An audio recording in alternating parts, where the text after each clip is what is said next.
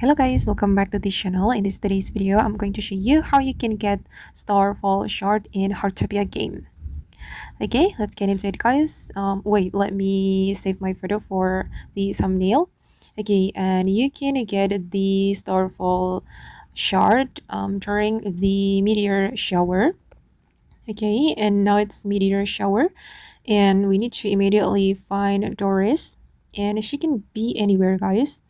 The location will be changed, and this is the Starfall Shard that I found, and I've already got the Starfall Shard, and you need to search for the Starfall Shard around the Doris NPC.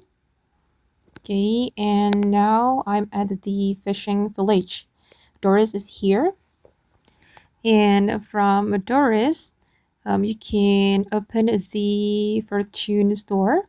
You can exchange your Starfall Shard to special reward. But I need to catch more.